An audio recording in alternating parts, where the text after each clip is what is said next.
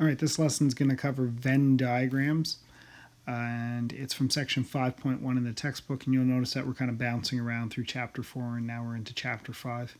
And eventually we'll come back into chapter 4 and bring this all together, okay?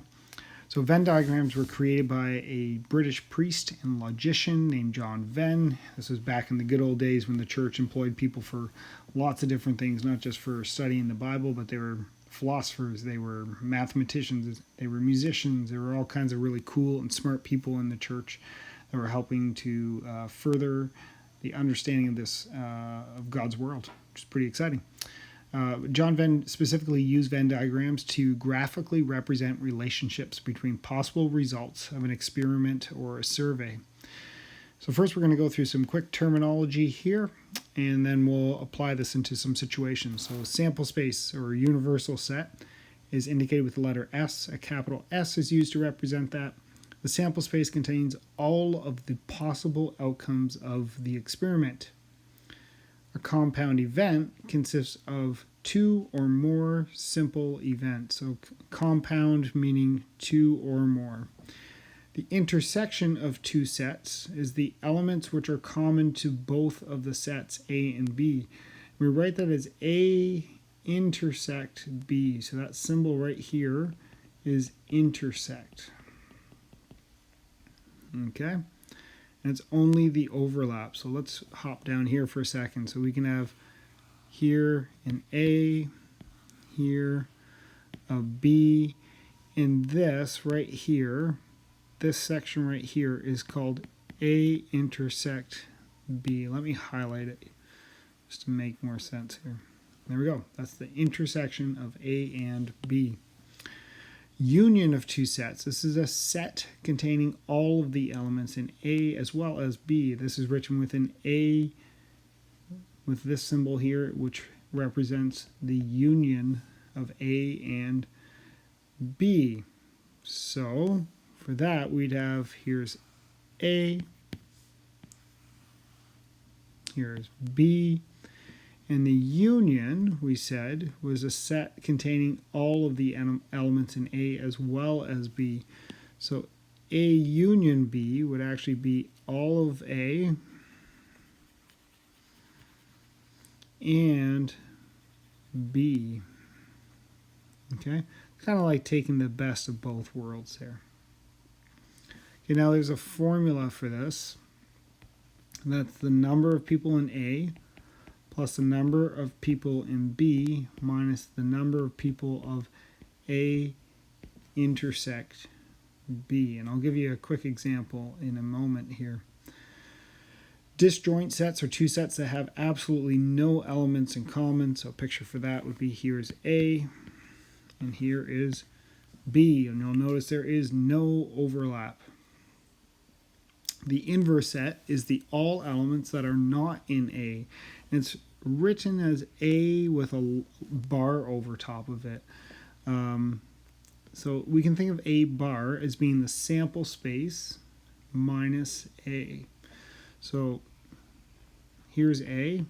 The sample space is everything, sorry about that S there, is everything in this whole box, okay? That whole thing is the sample space. Now if we take the sample space and we take away A, what we're left with is everything outside of A. And so this on the outside would represent not N, sample size minus A, which is A with a line over top. And that's everything on the outside, and A represented what was inside that circle. Okay, so let's think through a couple little examples of the intersection. So let's say we have, let's say we have a bunch of people, and they're choir members, and there's three of them that are choir members. Actually, there's a fourth person that's a choir member. Let's give them arms too. Lucky people. And then, so I poll my class, and four of them say they're in choir. Let me put a circle around that. Okay. And then I poll the class again, and I asked them, okay, who is involved in sports? And it happens that this person right here raises their hand again, so we'll give them two colors. They wear two different hats here. And let's say there were, I don't know, how many do we want in total? We're making this up as we go here. So there's 1, 2, 3, 4, 5, plus this person in the middle here. So there are 6 people. So the number of people in choir is 6. And the number of people in... Oh, I just messed this whole thing up, didn't I? Oh, sorry. Okay, let me try this again. So this is sports in red, and this is choir in blue. Sorry, folks. So let me try that again. So sports is in red. So there's 1, 2, 3, 4, 5, and 6 people that were in sports. Okay? And then in choir, the number of people in choir, it's the number of people in this blue circle here, so that's 1, 2, 3, and this person is also in choir. Okay? So there are 4 people in choir. Let me just clean up these notes for a second. Okay, so let's imagine I was interested in knowing the number of people who were in choir or sports. I just wanted to know, hey, are you involved in something at the school? And I know we could ask other questions too, but we're just going with choir and sports at this point. So, in this class, I'd find out that there were 4 people who maybe did choir. There were 6 people. I don't like what I'm writing on the notes here. So choir plus those who were in sports. Okay, so we got 4 people in choir. We got 6 people in sports. But the problem is I might conclude to myself that there were 10 people altogether who were in choir or sports. But if we look at this and we highlight these people, how many people are there actually? There's 1, 2, 3, 4, 5, 6, 7, 8, 9. And the problem is simply that we counted this person twice. We counted them in choir and then we counted them in sports. So we actually need to take away the number of people in choir and sports, okay, which is that 1 person overlap. So we get 4 plus 6 minus 1, which is 9. So there are 9 people in choir or sports. Okay? If we were to put this on the diagram here, and we were to call this choir and sports, what we would have is 1 person in the middle there. We would have 3 people on the choir that are not in sports, and we would have 5 people who are in sports but not in choir. And you'll notice, let me see, I'll change the pen here, that choir, if you look at that whole circle, you have 3 plus 1, which gives you the 4 people involved in choir. And if you look at the sports circle here, you got 5 plus 1, which is 6, which represents the people in sports. Okay? All right, let's go to a really complicated question right away. Super fun. Okay, suppose a survey of 100 grade 12 math students in a local high school produced the following results. Found out there are 80 people in calculus, 33 in biology, and you can keep reading through there. What we end up with is overlaps. Those who are in calculus and biology, 30, data management and biology, 6. And then we go to the extremes of having someone in all 3 courses here. Sorry, my iPad just froze. Let me just get this loaded up again.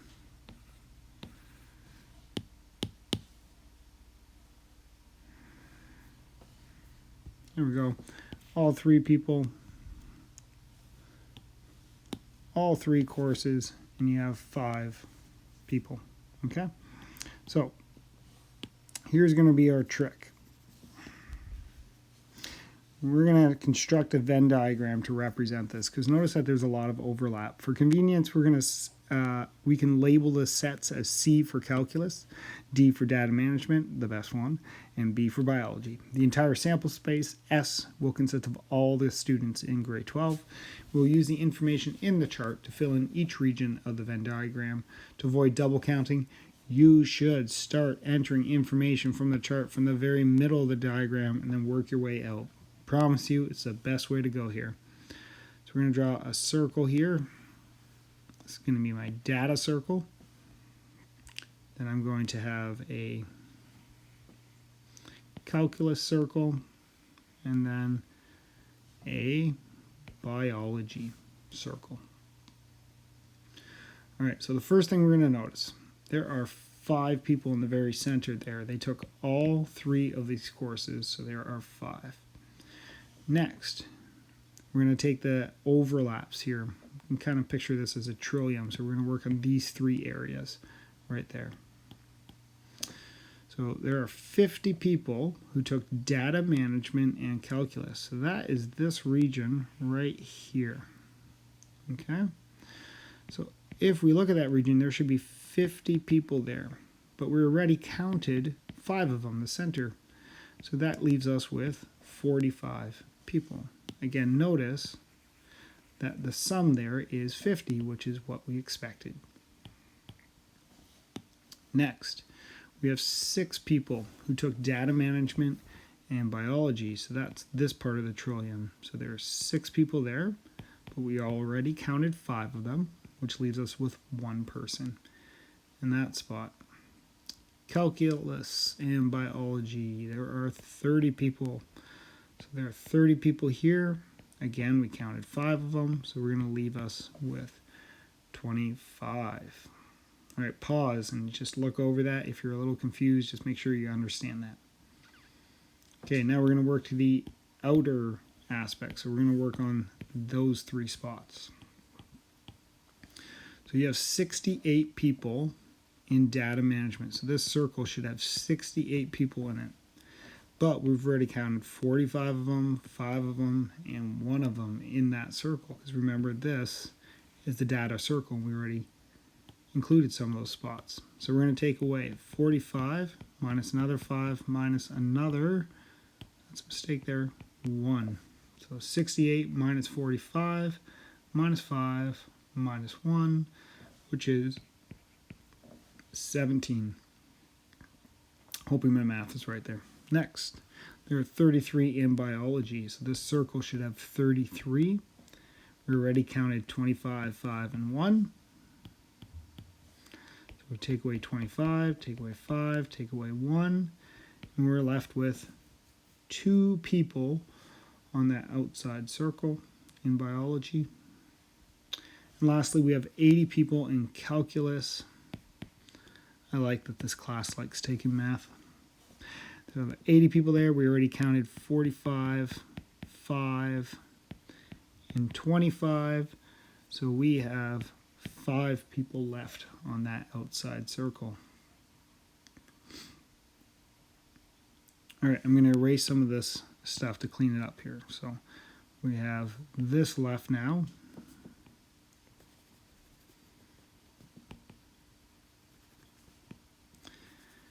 And the last thing we're going to do is we're going to fully label this. So first of all, always make sure you have a nice rectangle going around the whole thing.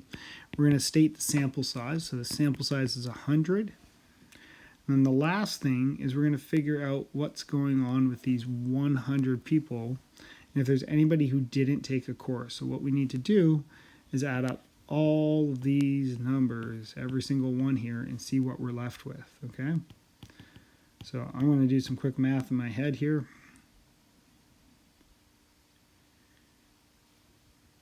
Okay, so if you add it all up, you end up with it exactly 100 people. So we should always put right here the outside people or the not included people. Okay, and there are 0 people not included. So if you add all those numbers up, you add 100. So that meant we counted for every single person. So in other words, every single student either took data, calculus, or biology, or they took some combination of them. Okay? The solution to the counting problem above employed a Venn diagram. The counting strategy that was used leads to a more general counting strategy for union of sets. So we already went through this. This is A union B is equal to n of A plus n of B, minus n of the intersection of A and B. Okay, so we always cross or take out the double counted things that we counted twice there. Okay. All right, let's try and identify areas on a picture here. Okay, so we're going to talk about sample being a set of passengers on a morning commuter train. W is the set of people on their way to work. So W is work. And P is people, the set of people who had pancakes for breakfast. For each of the following, use the Venn diagram below and shade in the region which corresponds to each of the following sets. Label each as a union or an intersect. Example A, union B. So let's first just start shading. So people on their way to work. So remember, W represented people on their way to work. So this is W. I'm going to switch to a highlighter. B.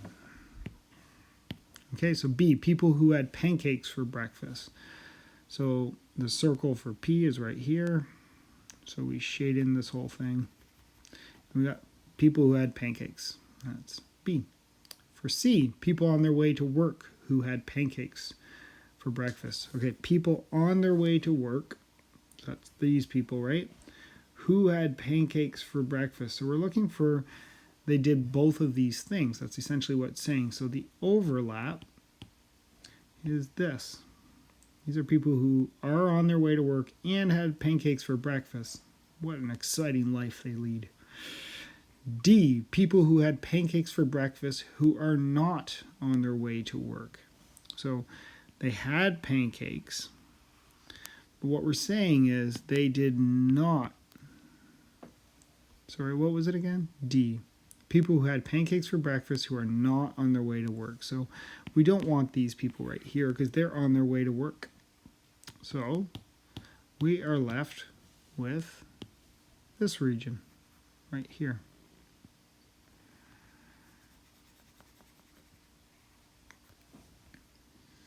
E, people who are on their way to work and who did not have pancakes for breakfast, are on their way to work but did not have pancakes for breakfast. So we are left with that region on the outside, and it's this region right here. Again, as we're going through this, just pause the video and see if you can figure out things for yourself before I do it. F, people who are neither on their way to work nor had pancakes for breakfast. What a sad life. All right, so that's all these people on the outside here. They didn't have pancakes. They're also not on their way to work. How sad. Okay. G, people who were either on their way to work or had pancakes for breakfast, possibly both. Okay, so what they're saying there is we're happy if they're on their way to work, so that's these people. Or if they had pancakes for breakfast. We just want them to enjoy some excitement, like going to work or eating pancakes for breakfast. So that's actually these two regions right here, and it's the best of all of them. And it specifically said possibly both. So we're okay with that overlap in there. H is a little different. People who are on their way to work or had pancakes for breakfast, but not both. So essentially they're saying, I don't want you to have pancakes and go to work, because who would ever have pancakes and go to work? That's ridiculous. So that's this region right here.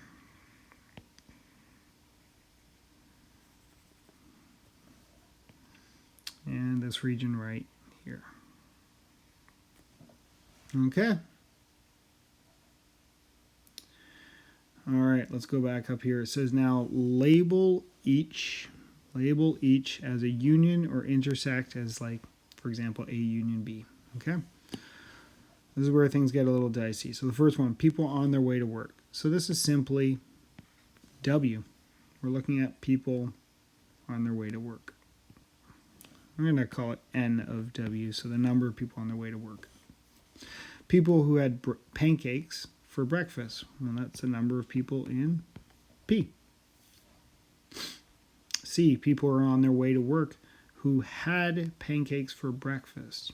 If we go up here, what we're essentially looking for is this region, right? That intersection region. So we're going to use that kind of label there. A intersect B. So let's go down. Wait for my screen to clean up. Boy, I got to be patient.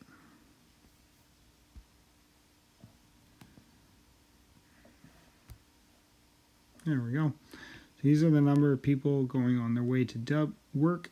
So W intersect P. D. People who had pancakes for breakfast who are not on their way to work. So these are the number of people who had pancakes for breakfast, but we want to take away those who are on their way to work. So we're looking at take out this region, which we just talked about in C, right? So we're going to take away the intersection of W and P. Isn't that cool? And bracket there. E. All right.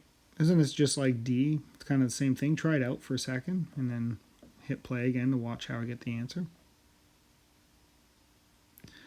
So this is number of people in W. Take away the number of people in W intersect P. All right? All right, F. That's a weird one. So people who are neither on their way to work nor had pancakes for breakfast. I'm going to write this down here. This one's really interesting.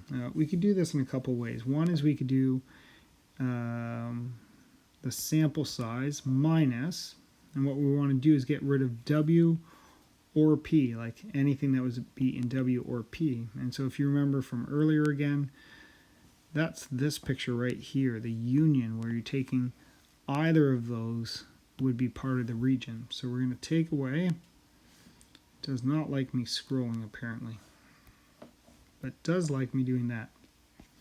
That's the number of people in W or P. Okay, so that's one option. Or if you want to be a little bit more to the point, you could do number of people in W or P. What we're looking is to not do that. So we're like saying, hey, it's in W or P. Not, just tricked you. I want the opposite of that. So that's what that line does, makes it the opposite. All right, let's go to G here. So G says people who are either on their way to work or had pancakes for breakfast, possibly both. Well, that's what we were just talking about earlier there. So that's the number of people in W or P. Either one works. We're good with either. Okay. And the last one here for H is people who are on their way to work or had pancakes for breakfast, but absolutely not both. Well, that's the same as G. So let's start with G answer. So that's, so for H we got W or P, but we're going to take away this middle region here, which we talked about in C, right? So that's minus W, N of W intersect P. Okay, so that's the answer for H there.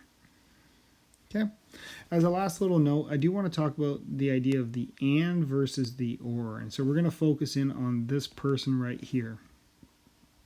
So if I say, how many people are in choir or sports?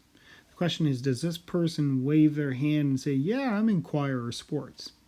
I don't know what that is on their hand, maybe a broom, I don't know. But would they raise their hand? So if I say, hey, are you in choir or sports? Well, this person right here would say, yeah, of course, I'm in choir or I'm in sports. In fact, I'm better than that. I'm in choir and sports, okay? Now, so that's the and. What about if I say, is anybody involved in, did I say or and? I'm sorry, I don't remember. So let me try that again. So are you in choir or sports? Well, yeah, they would raise their hand because they're in choir or sports, right? Now, what if I said choir and sports? Well, if you're in choir and sports, would you raise your hand? Yeah, you're the coolest person in the whole crew because you're the only person who does choir and sports. All of these people do not do choir and sports, they just do sports.